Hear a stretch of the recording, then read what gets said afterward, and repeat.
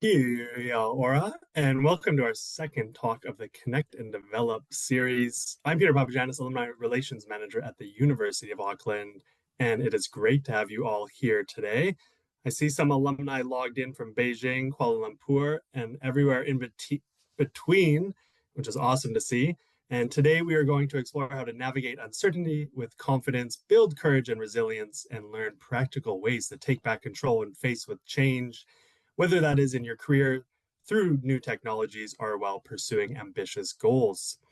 Our speaker is University of Auckland 40 under 40 recipient, alumnus Stephan Grabowski. And joining Stephan today is our MC, Jacinta Penn.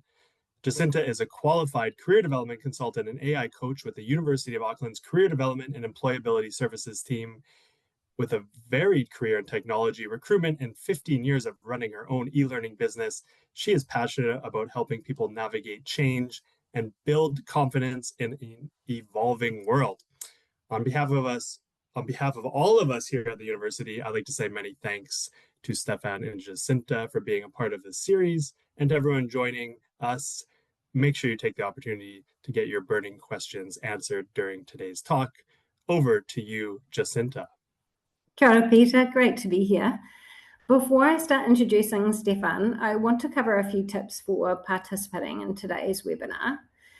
The Q&A function is at the bottom of your on-screen Zoom panel, and that's already live. So please submit your questions at any time. Our team will be moderating these. I also encourage you to upvote the questions you find the most interesting, and these questions will move to the top of the Q&A screen. Towards the end of today's webinar, Stephan will be answering some of the highest rated questions. And now, on to introducing today's speaker. Stephan is a CEO who specialises in creating transformational breakthrough change in companies. After graduating from the University of Auckland with a Bachelor of Commerce, he worked overseas for the Mess Group for a decade, becoming their youngest divisional CEO at just 29. He was COO of Cocoa Networks, one of the world's leading climate tech businesses, which was built out from a small clean cooking pilot in Kenya to $1 billion company. Most recently, he was CEO of Kempoli, a top 10 consumer brand in Kenya. Stephan is a University of Auckland 40 under 40 alumnus and a graduate of Harvard Business School's Advanced Management Program. We're so grateful to have Stephan here joining us from Kenya today, as we explore how we can all build the confidence to embrace uncertainty, act with courage, and become more capable in the face of change. Over to you, Stephan. Yeah, hi everyone.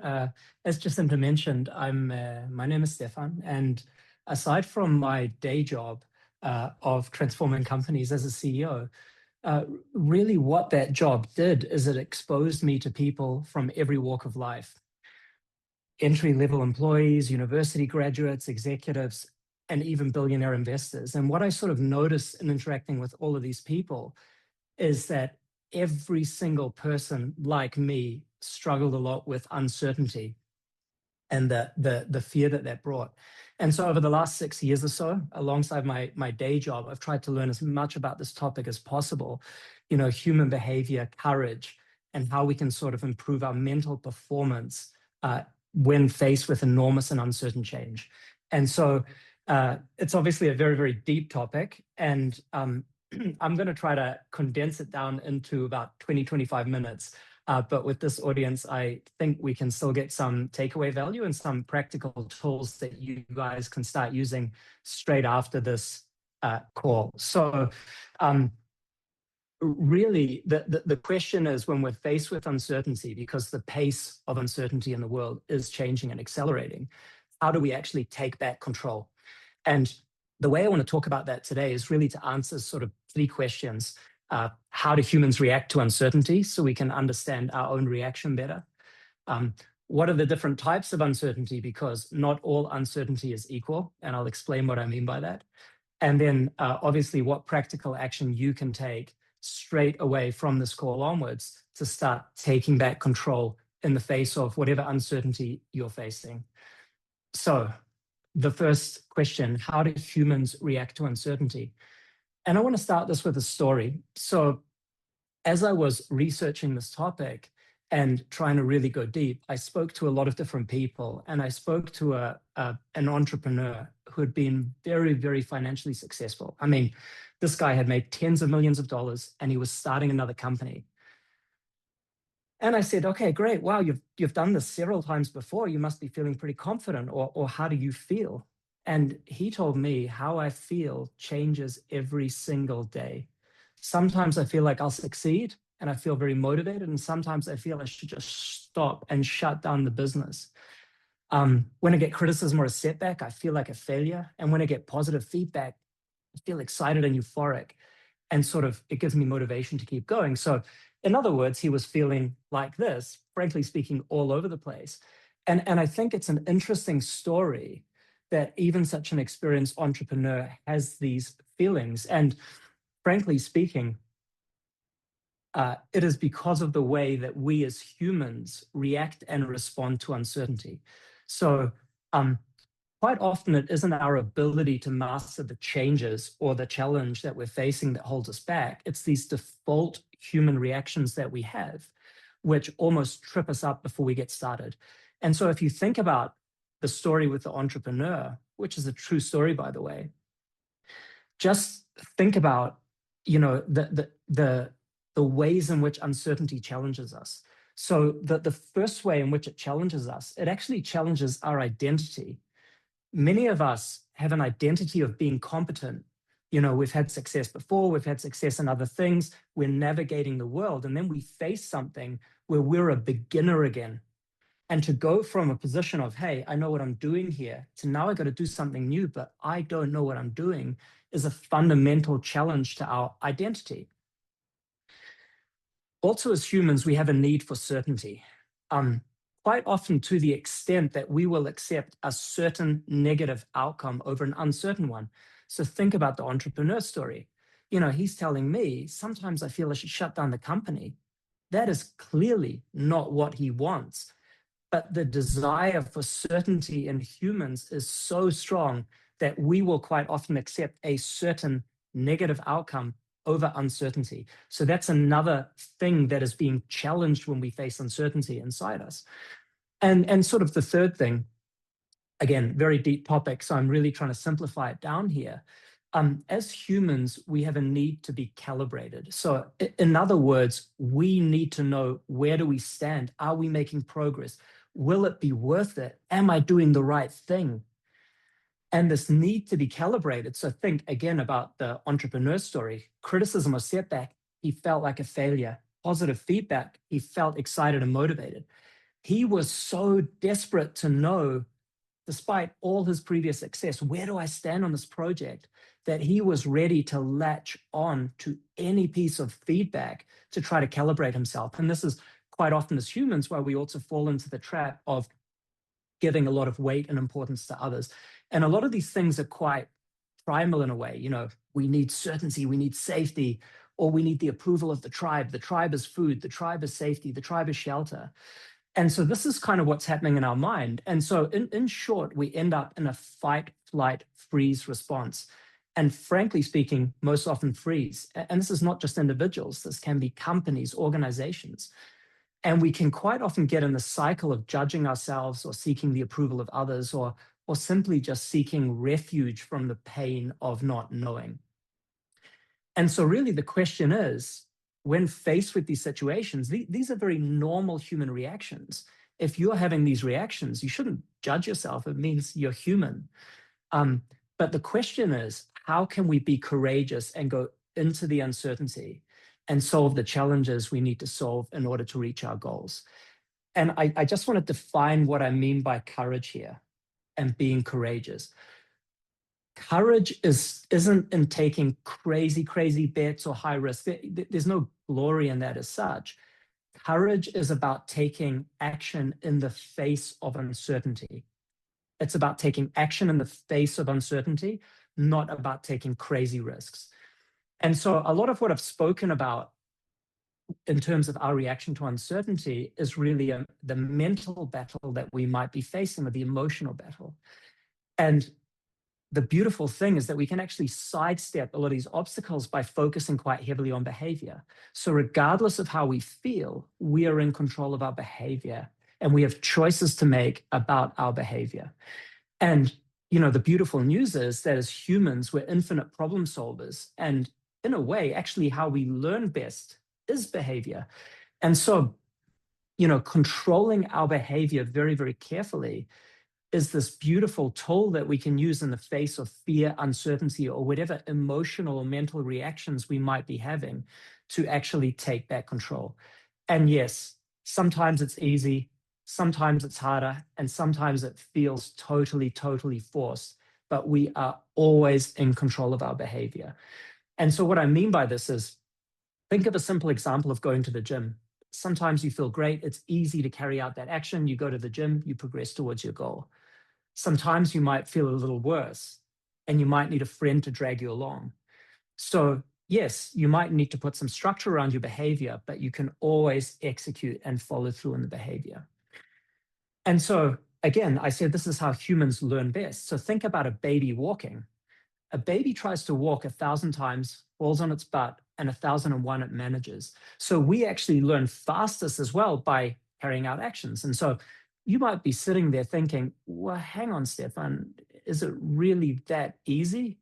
You're telling me that when I'm faced with uncertainty, I just need to close my eyes and jump and go do the action? And my answer to you would be absolutely no. Although we might want to not succumb to these default human reactions, that doesn't mean that there is no risk in uncertainty. So what I'm suggesting and what I'm about to talk you through is that the choice that we have is to take carefully designed, well-calibrated, and appropriate actions. So what does appropriate action mean? It means appropriate to the nature of the uncertainty. And so if you carefully design the behavior that you will take in the face of uncertainty, it will actually minimize risk while moving you forward faster. And while we do that, again, we're out of our comfort zone. We are not accurate judges of whether we're on track, whether we're not, because we're doing something new. So we also need a system to calibrate. Where are we going to give effort? Is our behavior effective? Is it working? And so courage isn't really some grand act. Our job when we face uncertainty is really to find the right low-risk behavior that moves us a little bit forward towards a meaningful destination or solving the problem. So that's the first question. How do we react to uncertainty? The second one, I mentioned there are different types of uncertainty. Well, actually, there are 3 types of uncertainty, and each one needs a slightly different approach. And in one case, a drastically different approach. So the first type of uncertainty is something, again, there are a lot of different ways that we could explain this. We're just going to use a simple model. Simple is good. The first type of uncertainty is what we're going to call known knowns. And this is where we know what is important and we also know the answers. So a really, really simple example is, you might be dialing in today from the university. You might be dialing in today from a workplace. There is no doubt in your mind that you're eventually going to find your way home. I mean, there are a million obstacles that could come in your way: traffic, transport strikes. You could, God forbid, fall down and break your leg. You're not wondering right now, oh, will I ever leave this place and find my way back home? You know that whatever is going to come at you, you're going to have a solution for it. And these problems are realistically like 95% of the problems that we face every day, and they're pretty straightforward. We can kind of look at the problem, stay disciplined, and just do the work, and we're going to solve them. The next level of uncertainty is something called known unknowns. So here, we know what is important, but we don't know the answers. So a couple of examples, because just makes it much clearer. So think about a farmer, for example. They may know, hey, the weather's really, really important to what happens to my crop, but they don't know what the weather's going to be for the next 5 years. Or if you're a student at university right now, you know that exams are going to be important to your outcome, but you don't know what questions will be in the exams.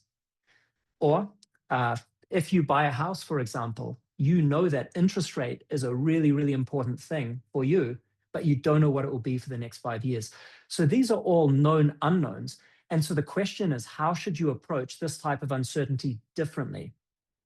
And this type of uncertainty needs a bit more structural thought and approach. So in the farmer example, what could you do? Well, if you're not sure what the weather's going to be, you could start to invest in irrigation so that you can control the moisture. You could start to invest in windbreakers so storms don't damage your crop that much. If you're a university student, you don't know what questions are going to be in the exam. Well, what you could do is scale up your level of study to make sure you cover all the content. So no matter what question is in the exam, you're prepared to face it. And if you're buying a house and you don't know what the interest rate will be, you're probably going to build a little bit of buffer into your plans. And frankly speaking, in New Zealand, banks do that for you. And so these are all examples of known unknowns. And this is where you have a clear target. You know what is important to control. And you need to, in a systematic way, scale up your mitigation or control of those factors. More on that in a second. And the last one, which is really the one I think that most people struggle the most with. And these are unknown unknowns. And so not only do we not know the answers, we don't even know what is important yet. So 2 examples for this one as well. Think about starting a business. You may have an idea or think you know what's important to your customers or to your suppliers. You may go and do a bunch of work, and then you go a few steps down that pathway and you realize, oh, wow, I didn't even realize that the texture of my packaging was important to customers. Oh, my supplier's telling me all the market research I've done, I need to go redo because they only make this product in 2 sizes. So all my pricing is often wrong because I planned for something different. So in other words, not only do you not have the answers, you don't even know what's important. AI disruption is a great example of this. You've got the leaders of the top AI companies in the world who cannot agree if it's going to be utopia or if it's going to be the end of the world Terminator 2 style. These are the leaders of the top AI companies in the world, and they can't even agree on this. And so the reality is these are all unknown unknowns. We don't know yet what is important to answer about this topic, let alone what the answer is. And this is a really, really tough type of uncertainty because with the known unknowns, you have a target to focus your attention. You have a target where you can scale up your energy, effort, and mitigation. But when you don't even know what's important, if you start trying to mitigate everything, which as humans we love being in control and feeling in control. If you try to mitigate everything, what's going to happen? Well, pretty quickly, because there's an infinite list of possible things that could be important, you're going to run out of time, you're going to run out of energy, you're going to run out of money. And so this type of uncertainty is really difficult because it needs a fundamentally different approach from the other 2. There is so much we don't know. If we try to cover off everything, we're going to end up wasting a lot of our personal time and resources and probably be no further to solving the problem. And so in these unknown situations, what we need to do, and obviously there's a hint on the slide, is we need to explore and adapt. So in other words, we need to devise actions in a structured way that allow us to discover what is important and then turn these unknown unknowns into known unknowns where we can start to then scale up our level of effort, energy, and our approach to them. So we really need to take quite an experimental approach here, but I'll talk more about that in a second. Right, so the third thing, what practical action can you actually take? That's great. You understand there are different types of uncertainty. What can we do about it? Well, I want to leave you with 2 very, very simple frameworks. And again, I've really simplified these down just because of the time that we have. And the first one I'm going to call the blueprint framework. So before I explain what this framework is, I want to tell another story. And it's from Alice in Wonderland. And so if you know Alice in Wonderland, the story, she falls down the rabbit hole and she goes into this magical world and she's exploring this magical world. At some point in the story, she reaches a fork in the road where there's a talking cat because it's a fantasy world. So of course there's a talking cat. And she's trying to decide which direction she should take. And so she asks the cat, which way should I go? And the cat replies to her, well, that really depends. Where do you want to go? And Alice replies, oh, I really don't know. And then the cat says, well, then it really doesn't matter. And that's a very, very simple story, but it's incredibly powerful because it's the same for us when we are encountering uncertainty. If we don't know where we are going, or we don't know what we want or the goal of the outcome, it becomes very, very difficult to calibrate. It becomes very, very difficult to know progress. It becomes very difficult to know what is worth it. And so what I want to propose to you is a very, very simple framework of why, what, how, which allows us to separate the destination that we want to reach from how we will get there, so that the destination becomes a nice big target with a lot of different pathways to achieve it. And our job is to discover the pathways. So how does this look? Well, the first is why. And actually, there's not one why. There are 8 different areas of your life, covering professional, financial, relationships, health, where I would encourage you to have a why or a long-term goal. And this is not necessarily a goal like I want a promotion. This is, what is the reason behind it? Do you want success and recognition? Do you want financial stability? Do you want to have an impact on others in terms of what you're doing professionally now, I mean?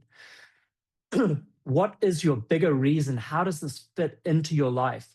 And you basically want this to be broad enough so you have many different ways to achieve it. You want success and recognition.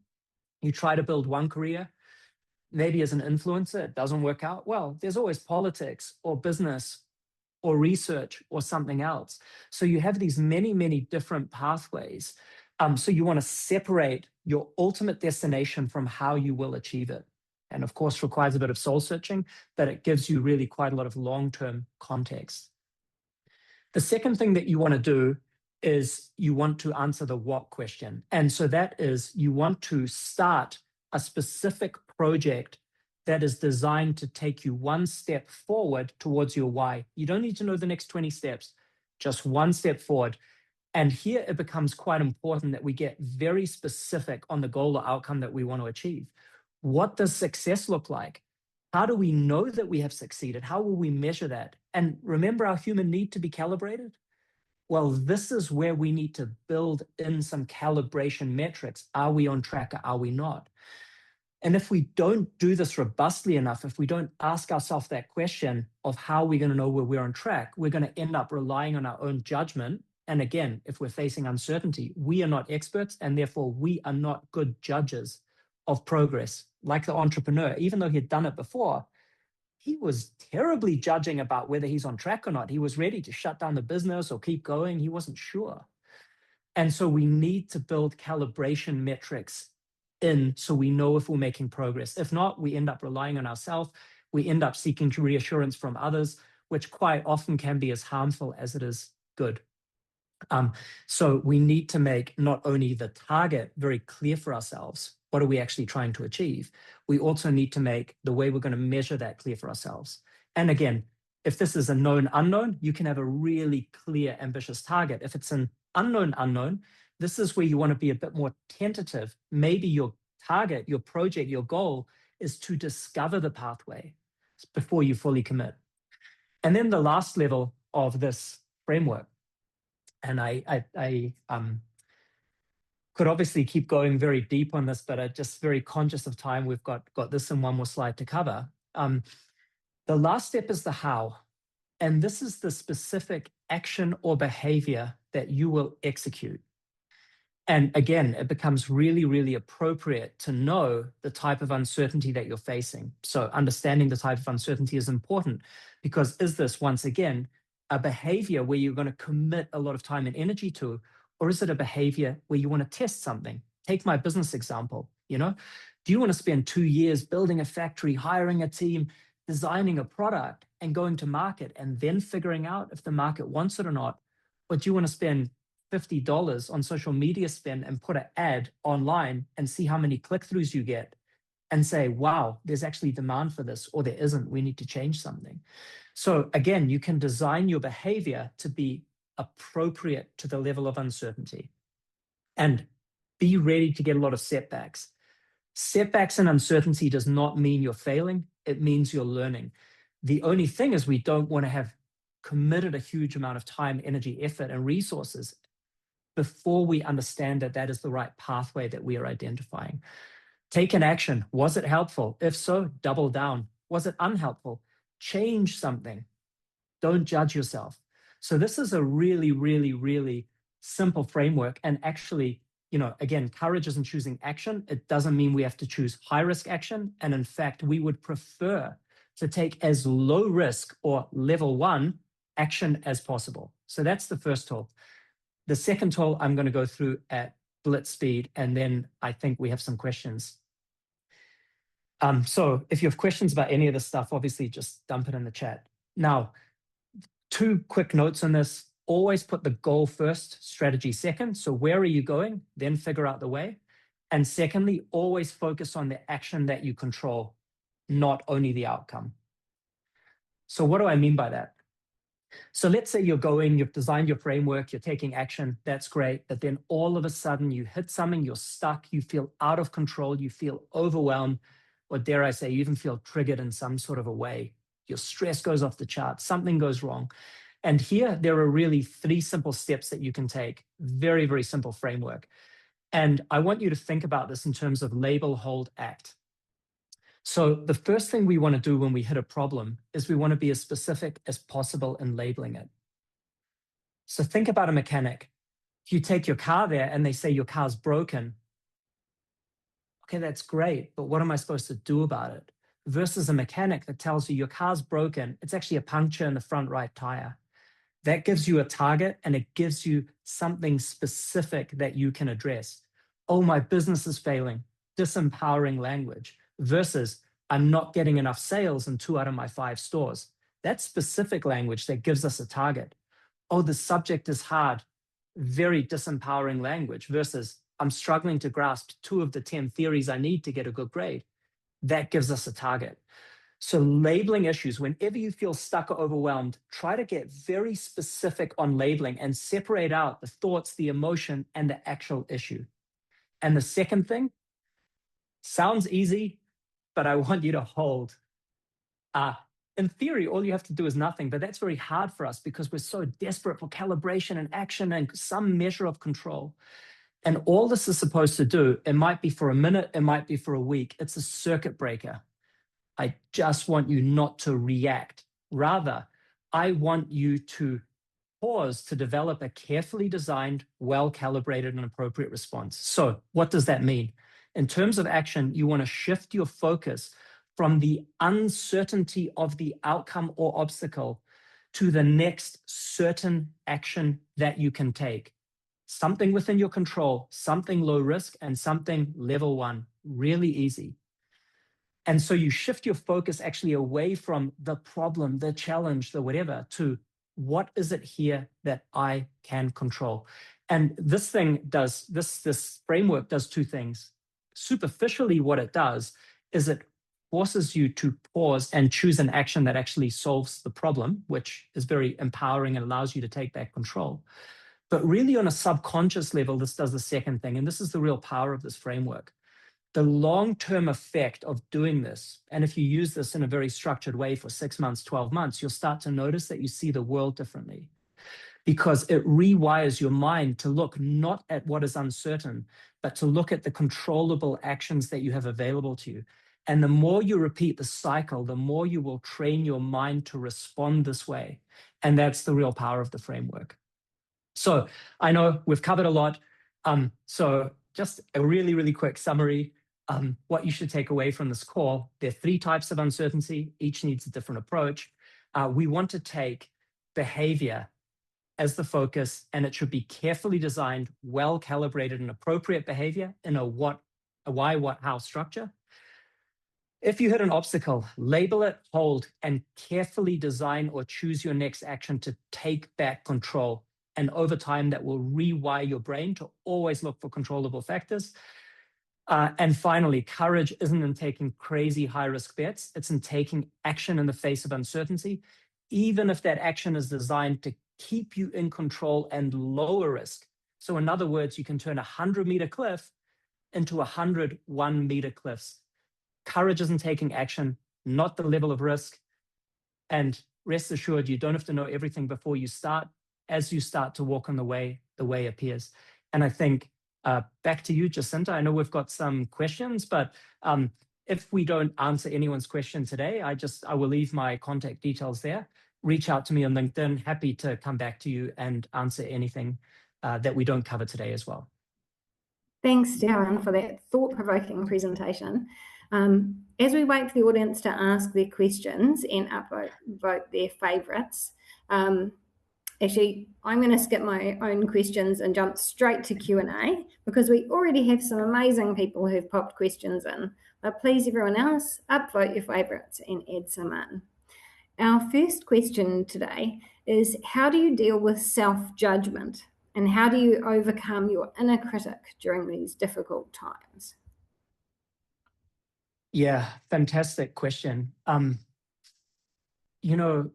I said before that humans want certainty and we want calibration, and we will quite often accept a certain negative outcome over an uncertain one. So what does self-judgment give us? It actually gives us certainty. It gives us a negative certainty because we're not brave enough. We can't do it. I don't know if I'm good enough. We know how we're going to feel when we judge ourselves that way, but the mind craves certainty to the extent where we will punish ourselves to get it. And so, what can we actually do about that? It's almost like a behavior drug for us to seek reassurance or to judge ourselves because we get an answer right now, even if that answer is not good. So what can we actually do about that? Well, when you encounter a difficult situation, we didn't have time to cover it today, but really 4 things happen.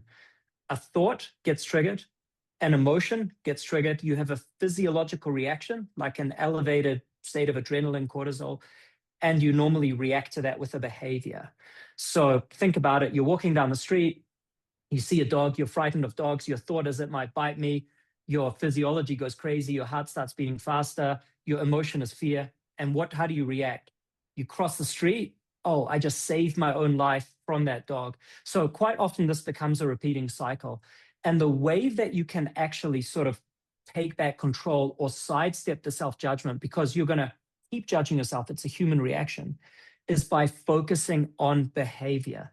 The thoughts and the emotions are going to happen, but if you try to fight them with your own thoughts and emotion, you are fighting your own nature and physiology. But behavior and a focus on behavior allows you to sidestep that.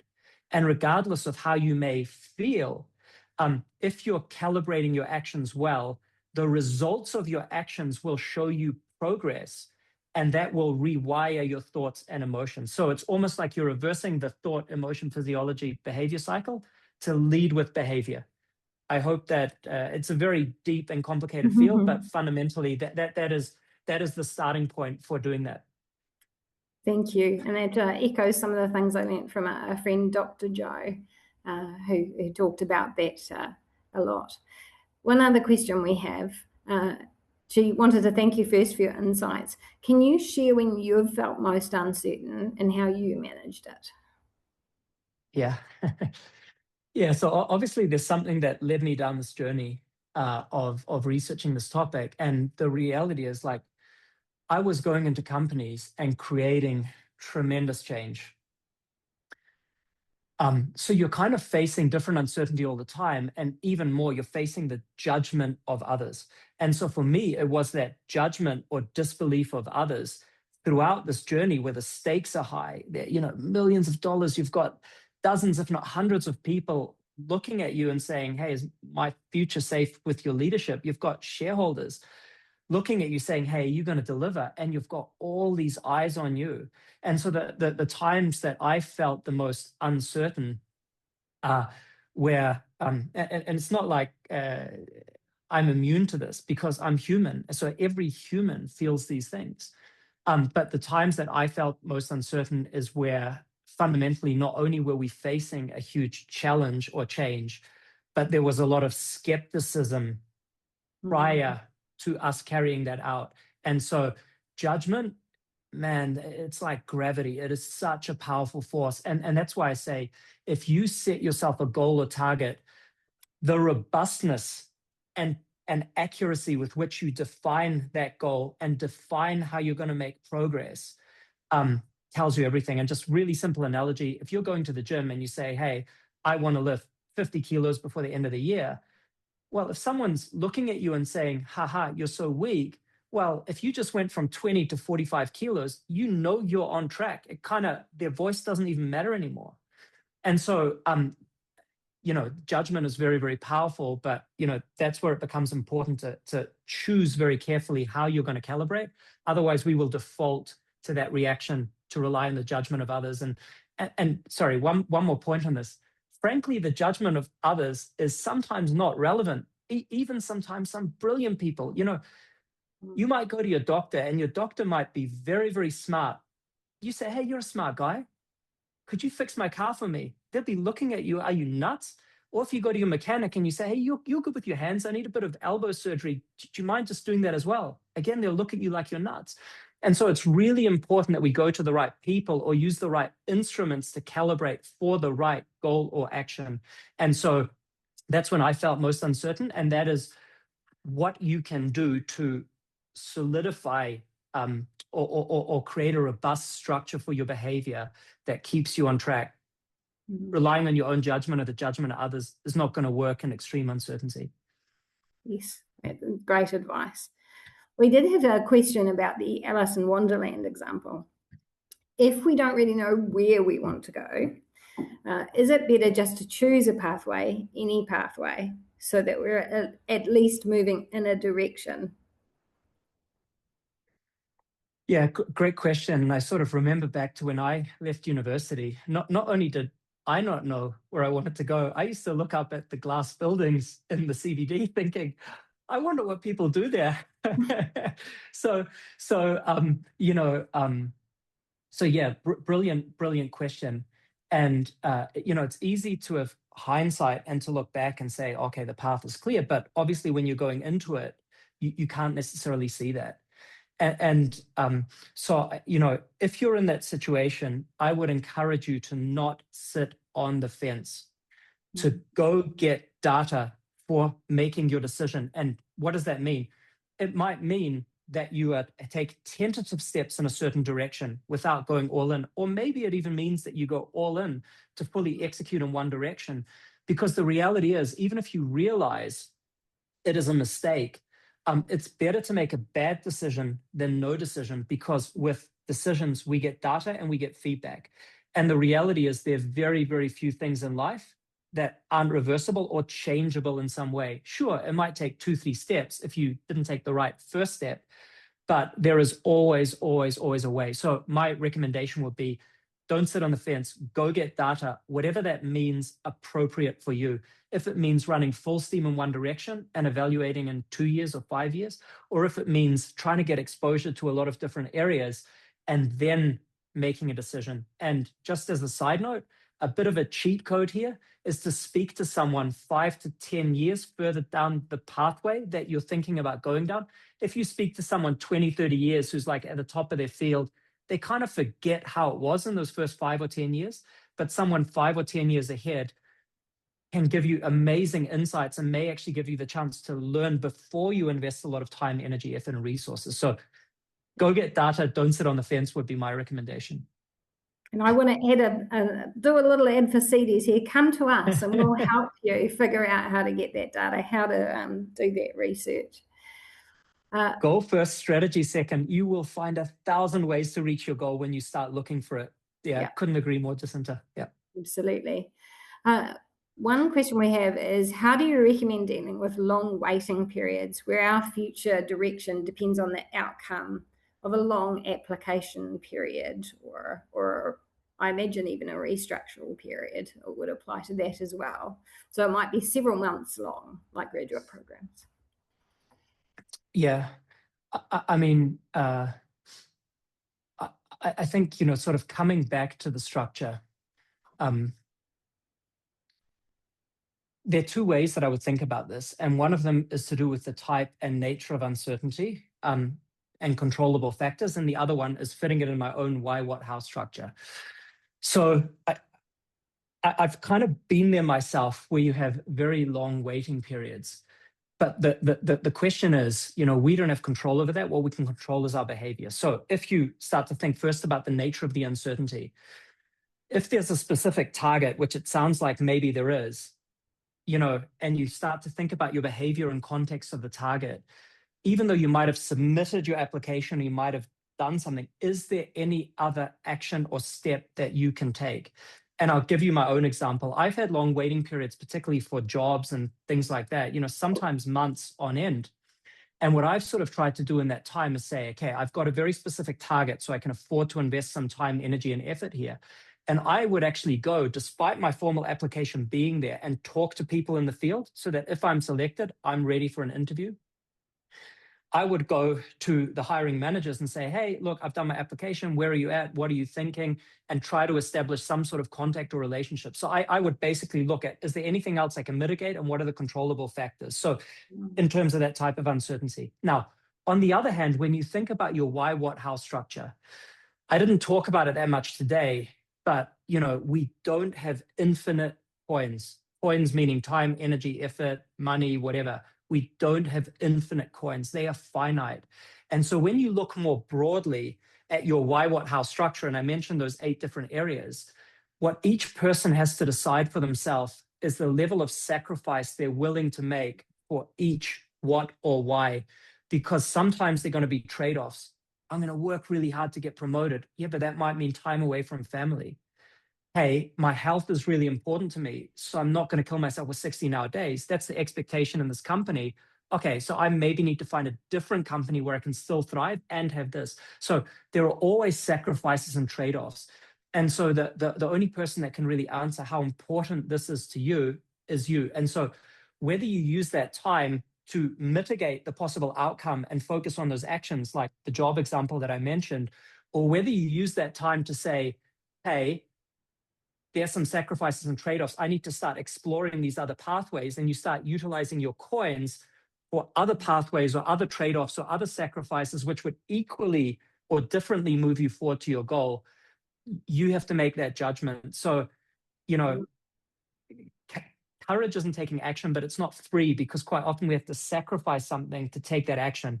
And, this why, what, how structure across these different areas of your life is intended to give you a framework to understand and make these trade-offs and sacrifices. So I don't know if I answered, but that's how I would think about it.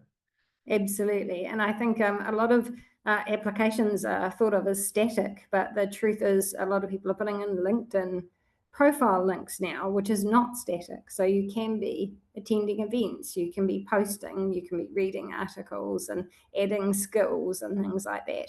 And the same with portfolios. You can be adding more to those. You can be experimenting with AI. Thanks to everyone for your questions, for your attention and your participation. We won't be able to get to the rest of the questions because we have reached the end of our time. I'd especially like to thank you, Stephan, for such an amazing talk. I know I've taken so many notes from it. Today was the second webinar of the 2026 series. We have one final talk happening next month, so look out for more details on the website and make sure to register.